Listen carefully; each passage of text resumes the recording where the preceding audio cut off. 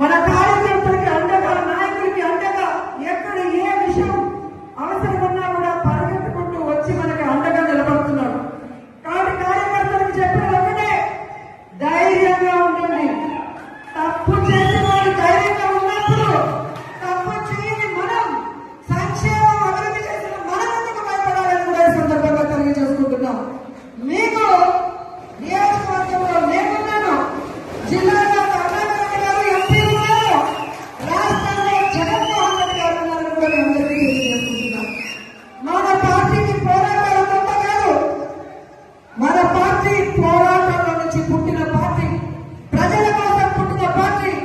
ఈ రాష్ట్రాన్ని అభివృద్ధి చేయాలి అని ఏ కలవైతే వైఎస్ఆర్ గారు కన్నారో వాటన్నింటినీ కూడా 60-70 సంవత్సరాలు ఈ ప్రజలకు అందుబాటులోకి రావాలి అని పార్టీ పెట్టి మీకోసమే ముందుకు నడిచిన జగనన్న పార్టీ, ప్రజల పార్టీ, మన పార్టీ.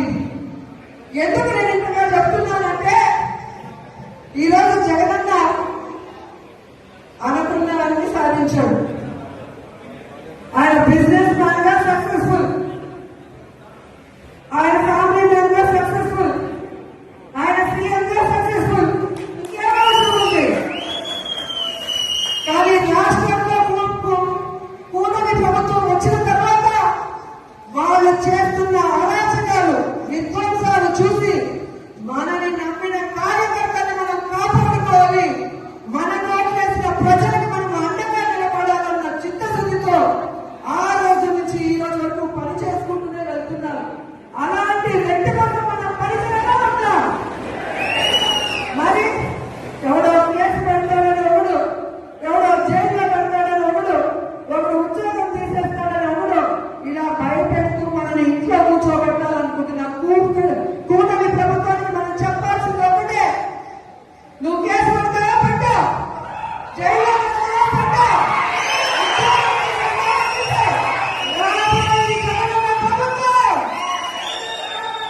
కేసులు పెట్టడానికి, విధ్వంసాలు సృష్టించడానికి వడ్డీతో సహా ఇచ్చేస్తాం.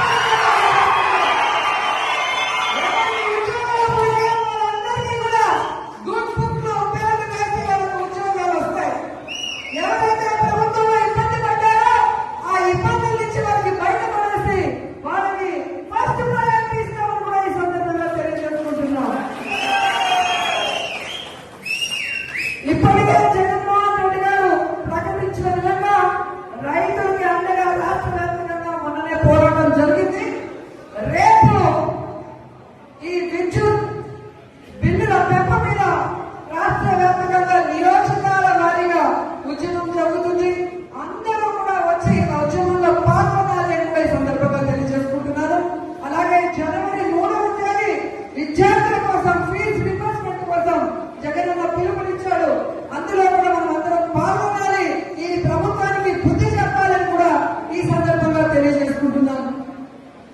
ఎందుకంటే మనం సైలెంట్ గా ఉంటే పచ్చ ఛానల్లో అబద్ధాలు చెప్పడం తప్ప ఇంకోటి చేయదు.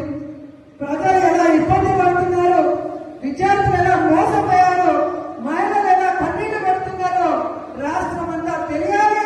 ఒక ఉద్యమంగా ఈ కూటమి ప్రభుత్వాన్ని ముంచివేయాలని కూడా ఈ సందర్భంగా తెలియజేస్తున్నారు. ఈరోజు